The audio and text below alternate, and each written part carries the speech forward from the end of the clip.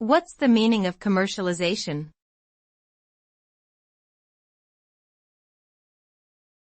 Commercialization.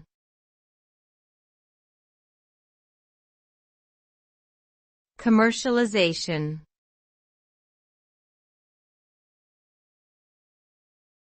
Commercialization.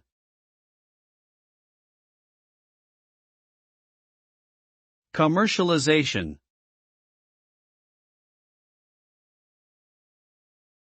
Commercialization refers to the process of bringing a product or service to market with the goal of generating revenue and profit.